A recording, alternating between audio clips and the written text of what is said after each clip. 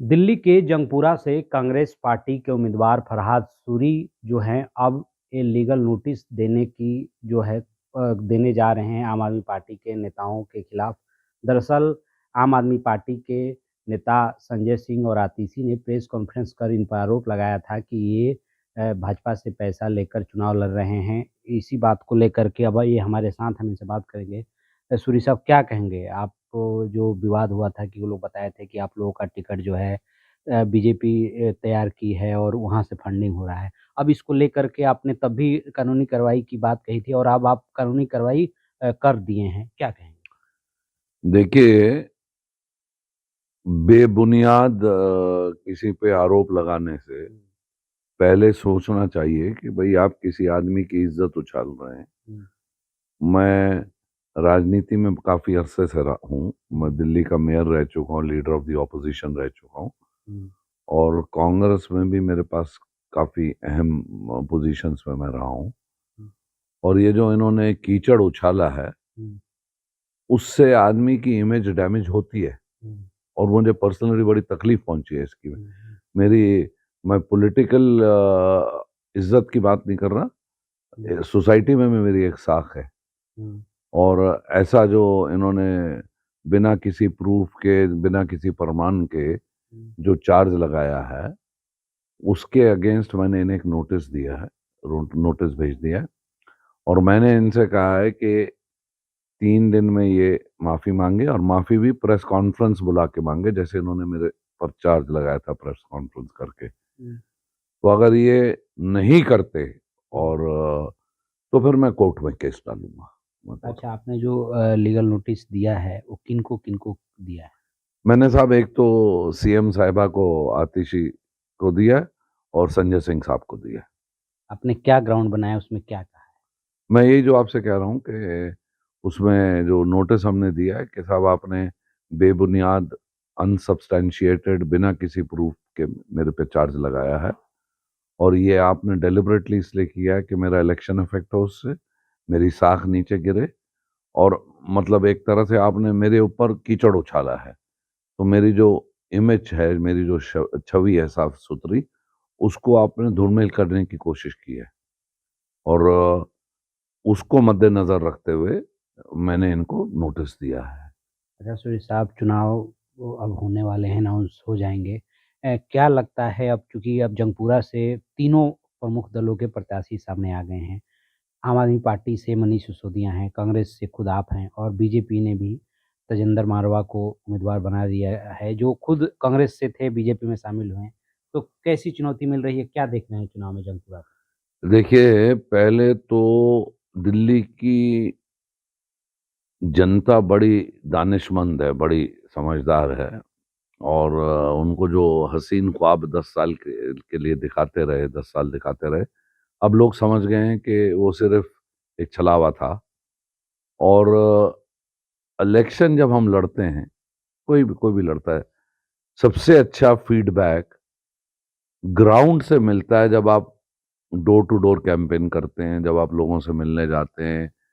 फिर मान लीजिए आप एक बिल्डिंग कर रहे हैं, आप सड़क पे आए तो सड़क पे आपसे बातचीत होती है।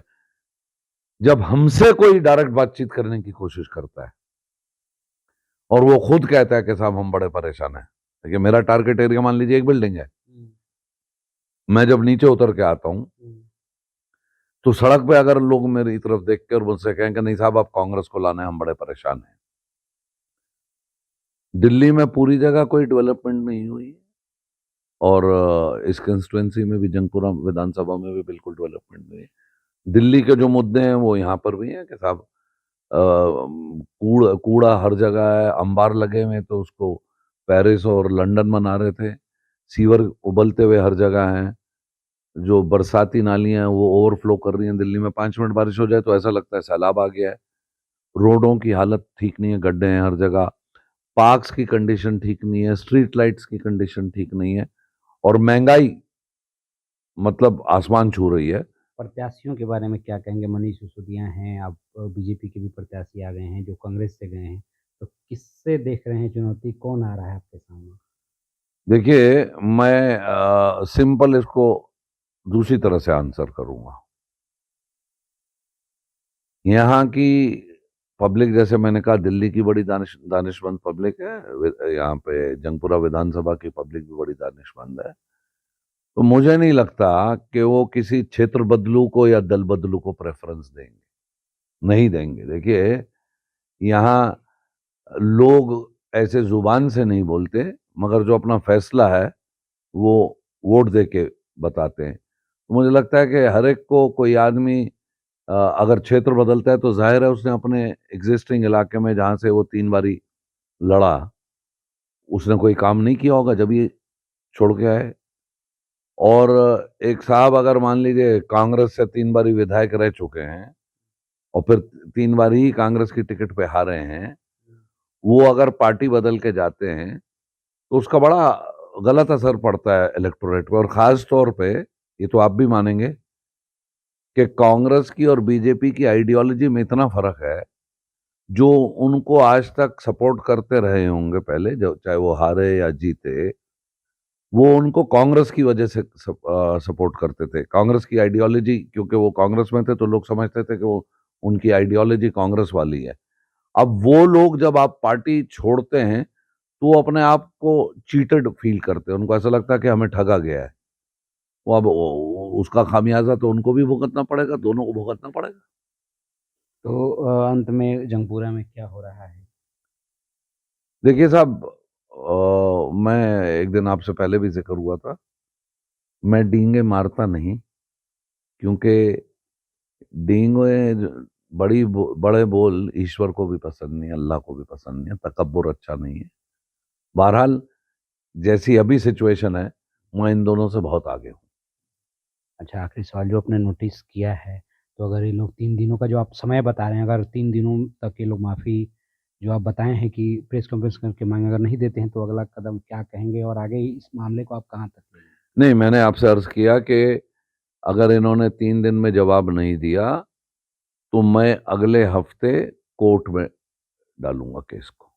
मतलब मैं अदालत के दरवाजे खटखटाऊंगा, और जिस तो वही रहेगी जो मेरी नोटिस की है। हुँ, और कोर्ट भी अमूमन जब आप ऐसे केस ले जाते हैं तो वो आपसे पूछते हैं कि आपने सारी प्रोसेस फॉलो की। हुँ, तो ये प्रोसेस में पहली कड़ी है हुँ, कि साहब मैंने नोटिस दे दिया, माफ़ी मांग लें, हुँ, प्रेस कॉन्फ्रेंस बुला के तो मसला ख़त्म हो गया। हुँ। और अगर नहीं मांगते तो फिर मैं कोर्ट में डेफेमेटरी चार्जेस लगाऊंगा। तो क्यों इस तरीके के आरोप आपको, क्या अब तक कुछ समय बीत चुका है, तो क्या लग रहा है कि क्यों आम आदमी के जो नेता हैं वो लगातार कांग्रेस पे हमला बोल रहे हैं कि ये भाजपा से मिले हुए हैं, ऐसा क्यों हो रहा है? सामने हार है, सामने हार है।